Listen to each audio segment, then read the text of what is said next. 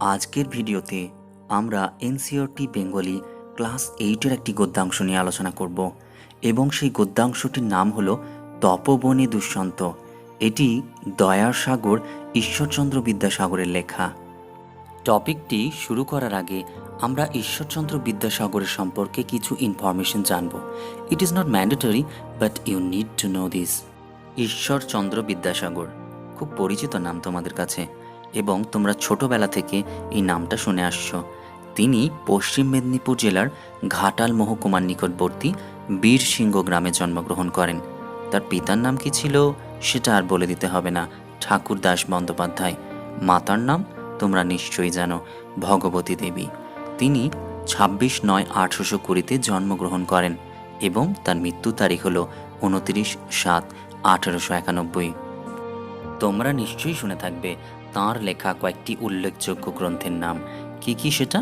বর্ণপরিচয়, বোধোদয়, কথামালা, আখ্যানমঞ্জরি, চরিতাবলী, বেতাল পঞ্চবিংশতি তো আছেই, শকুন্তলা, ভ্রান্তিবিলাস, সীতার বনবাসের মতো গ্রন্থ তিনি রচনা করেছিলেন। এই ছিল ঈশ্বরচন্দ্র বিদ্যাসাগরের সম্পর্কে দু চার কথা। তিনি দয়াসাগর নামে পরিচিত ছিলেন। এরপর আমরা সরাসরি টপিকে প্রবেশ করব। গদ্যাংশটির নাম তোমরা দেখতে পাচ্ছ স্ক্রিনে, তপবনে দুষ্যন্ত, যেটি দয়ার সাগর ঈশ্বরচন্দ্র বিদ্যাসাগরের লেখা। Let's see the first sentence. অতি পূর্বকালে ভারতবর্ষে দুষ্যন্ত নামে এক সম্রাট ছিলেন। সম্রাট মানে রাজা। ভারতবর্ষ আমাদের দেশকে বোঝাচ্ছে এবং পূর্বকালে মানে অনেক আগে। তাহলে অনেক আগে আমাদের ভারতবর্ষে দুষ্যন্ত নামে এক রাজা ছিলেন। তিনি একদা বহুতর সৈন্য সামন্ত সমবিবহারে মৃগয়া গিয়েছিলেন। মৃগয়া মানে এখানে বোঝাচ্ছে শিকারে, সমবিবহারে মানে সঙ্গে। সৈন্য সামন্তদের সঙ্গে রাজা কোথায় গিয়েছিল? শিকারে গিয়েছিল। তোমরা নিশ্চয়ই শুনে থাকবে আগেকার দিনে রাজারা এভাবেই কিন্তু সৈন্য সামন্তদের নিয়ে মৃগয়াতে যেত, মানে শিকারে যেত। একদিন মৃগের অনুসন্ধানে মানে হরিণীর অনুসন্ধানে মানে খোঁজা, বনমধ্যে ভ্রমণ করিতে করিতে মানে বনের ভিতর ঘুরতে ঘুরতে এক হরিণ শিশুকে লক্ষ্য করা মানে দেখা, রাজা সরাসনে সরসন্ধান করিলেন। সরাসনে মানে কি জানো? এটা মানে হচ্ছে ধনুক। তার মানে একদিন রাজা হরিণের সন্ধানে বনের মধ্যে ঘুরতে ঘুরতে এক হরিণ শিশুকে লক্ষ্য করে রাজা কি করলো? ধনুকটা ওঠালো। হরিণ শিশু তদীয় অভিসন্ধি বুঝতে পারিয়া প্রাণভয়ে দ্রুত বেগে পালাইতে আরম্ভ করিল। মানে হরিণটা বুঝে গেছিল রাজা তাকে মারতে চাইছে, তাই সে প্রাণভয়ে দ্রুত সেখান থেকে চলে গেল। রাজা তখন কোথায় ছিলেন? রাজা তখন রথারোহণে ছিলেন এবং তিনি সারথীকে আজ্ঞা দিলেন মৃগের পশ্চাৎ রথ চালনা করো। আরোহণ করা মানে হচ্ছে চাপা। তাহলে তিনি রথের উপর চেপেছিলেন এবং সারথীকে আজ্ঞা দিয়েছিলেন যে ওই হরিণটির পশ্চাৎ রথ চালনা করো, মানে তার পিছন পিছন চলো। সারথী কষাঘাত করিবা মাত্রই, কষাঘাত করা মানে হচ্ছে কি? যে মারা। অশ্বগণ মানে এখানে ঘোড়াগুলি বায়ু বেগে ধাবমান হইল, মানে প্রচণ্ড জোর ছুটতে লাগলো। তাহলে ঘোড়াগুলো তো প্রচুর জোরে ছুটছে। এরপর দেখি কি ঘটে।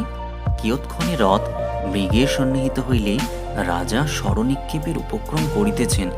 এমন সময় দূর হইতে দুই তপস্বী উচ্চস্বরে কহিতে লাগিলেন, মহারাজ, এ আষ্টমৃগ বধ করিবেন না, বধ করিবেন না। কিয়ৎক্ষণে মানে কিছুক্ষণের মধ্যে। রথ মৃগের সন্নিহিত হইলে মানে কাছাকাছি এলে রাজা স্বরনিক্ষেপের উপক্রম করিতেছেন, মানে তিনি ধনুকটা উঠিয়ে তাকে মারতে যাবেন। এমন সময় দূর হইতে দুই তপস্বী মানে কি? তাপস। তারা উচ্চৈস্বরে মানে জোরে কি কহিতে লাগিল যে মহারাজ, এটা আশ্রমের মৃগ মানে হরিণ। বধ করিবেন না মানে কি? মারবেন না। বধ করিবেন না মানে মারবেন না। সারথী শুনিয়া অবলোকন করিয়া কহিলেন, মানে দেখে বললেন যে মহারাজ, দুই তপস্বী এই মৃগের প্রাণবধ করিতে নিষেধ করিতেছে, মানে এই মৃগটাকে মারতে বারণ করছে। রাজা তপস্বীর উল্লেখ শ্রবণ মাত্রই অতিমাত্র ব্যস্ত হইয়া সারথীকে কহিলেন, মানে সারথীকে তিনি বললেন। এক্ষেত্রে আমরা দেখি কয়েকটি টার্মের মানে। তরায় মানে হচ্ছে তৎক্ষণাৎ, রশি মানে দড়িটা সংহত করিয়া রথের বেগ সংবরণ করো, মানে কমিয়ে আনো। দড়িটাকে আলগা দিয়ে রথের বেগটাকে একটু কমিয়ে আনো। সারথি, যে আজ্ঞা মহারাজ বলিয়া রশি সংযত করিল, মানে রশিটাকে আলগা করল। এই অবকাশে তপস্বীরা রথের সন্নিহিত হইয়া কহিতে লাগিলেন, মহারাজ, এ আশ্রমমৃগ বধ করবেন না। আপনার বাণ অতি সূক্ষ্ম ও বজ্রসম, ক্ষীণজীবী অল্পপ্রাণ মৃগ শাবকের উপর নিক্ষিপ্ত হইবার যোগ্য নহে। সরাসনে যে সরসঙ্গতি করিয়াছেন, আশু তাহার প্রতিসংহার করুন।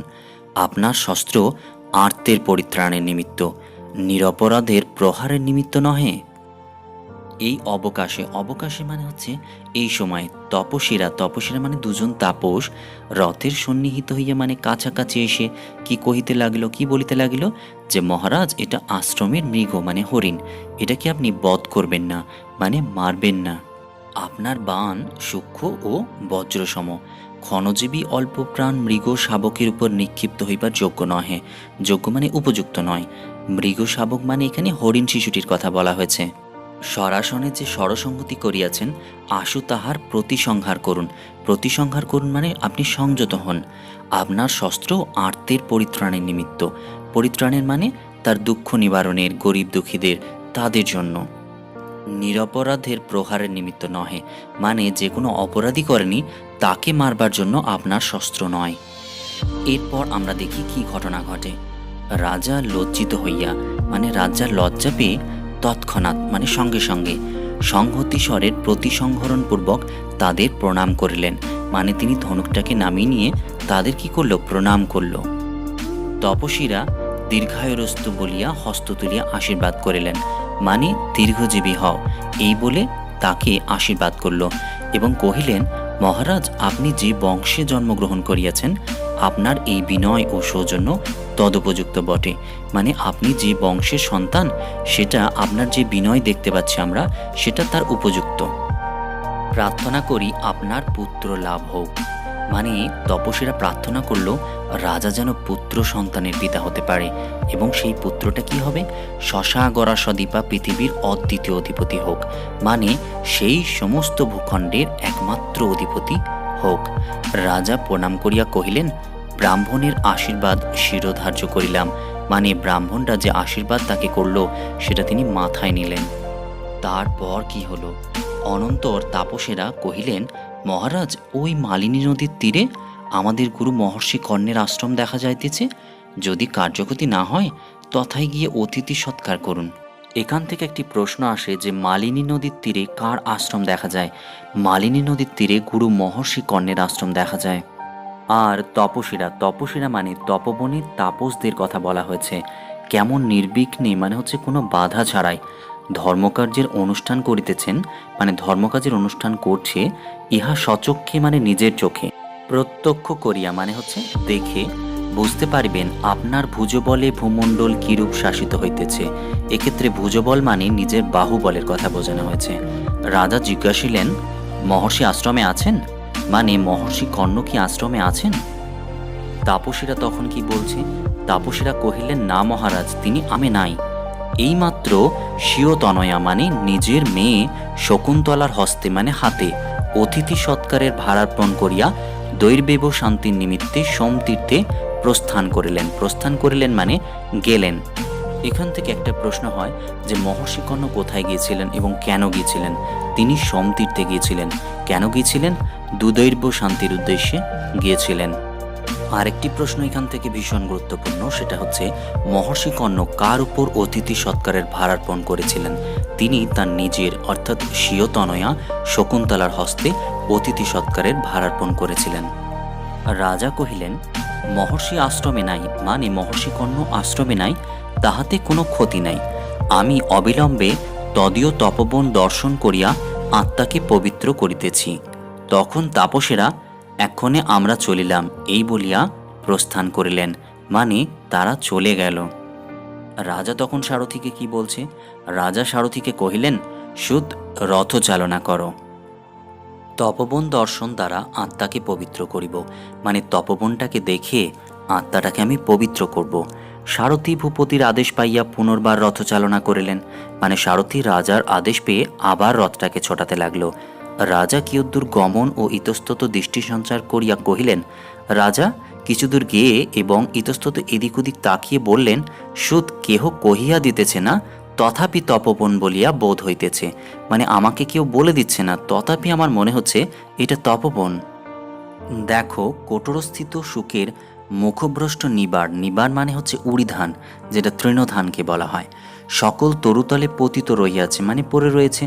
তপসীরা যাহাতে ইঙ্গুদি ফল ভাঙিয়াছেন, সেই সকল তৈলাক্ত উপলখণ্ড পতিত রহিয়াছে মানে পড়ে রয়েছে।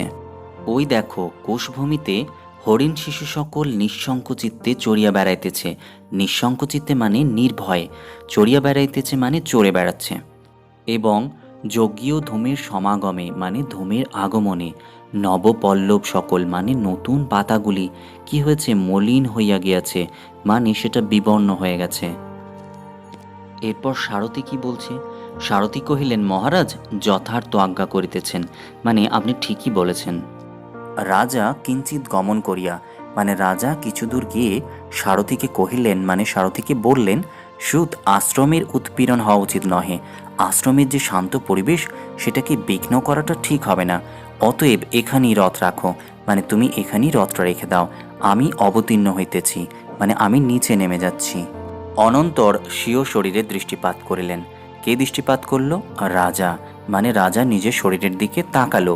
সুত তপবনে বিনীত বেশে প্রবেশ করাই কর্তব্য, অর্থাৎ তপবনে সাধারণ বেশে প্রবেশ করাই কর্তব্য। তীর ধনুক ও এই সমস্ত আভরণ মানে গহনা সমন্বিত পোশাক, জাঁকজমকপূর্ণ পোশাকে প্রবেশ করাটা ঠিক নয়। তাই তিনি বলছেন যে অতএব সরাসন ও সমুদয় আভরণ রাখো। এই বলিয়া রাজা সেই সমস্ত মানে কোনগুলো, সেই সরাসন অর্থাৎ ধনুক এবং সমুদয় আভরণ সেই গহনাগুলো কি করলো, যে সুদ হস্তে নষ্ট করিলেন, মানে সুদ হস্তে মানে সারথীর হস্তে দিয়ে দিলেন এবং কহিলেন যে অশ্বগণের আজ অতিশয় পরিশ্রম হইয়াছে, মানে ঘোড়াগুলোর আজকে অনেক পরিশ্রম হয়েছে। অতএব আশ্রমবাসীদিগের দর্শন করিয়া মানে দেখিয়া প্রত্যাগমন করিবার পূর্বেই মানে ফিরে যাওয়ার আগেই উহাদিগকে ভালো করিয়া বিশ্রাম করাও। উহাদিগকে মানে কাদেরকে? ওই অশ্বগণকে। সারথীকে এই আদেশ দিয়া রাজা তপবনে প্রবেশ করিলেন, মানে সারথীকে এই আদেশ দিয়ে রাজা তপবনে প্রবেশ করল। এখান থেকে একটি প্রশ্ন কিন্তু হয় যে রাজা সারথীকে কি আদেশ দিয়েছিল? তাহলে রাজা সারথীকে কি আদেশ দিয়েছিল? আমরা দেখলাম যে অশ্বগণের আজ অতিশয় পরিশ্রম হইয়াছে, অতএব আশ্রমবাসীদিগের দর্শন করিয়া প্রত্যাগমন করিবার পূর্বেই উহাদিগকে ভালো করিয়া বিশ্রাম করাও, এই আদেশ দিয়েছিল। এই ছিল আজকের ভিডিও। পরবর্তী কোনো ভিডিওতে আমরা এনসিইআরটি এর বাংলা ক্লাস 8-এর কোন একটি গদ্যাংশ অথবা পদ্যাংশ নিয়ে আলোচনা করব। Thank you for watching, and if you like please do subscribe. Thank you.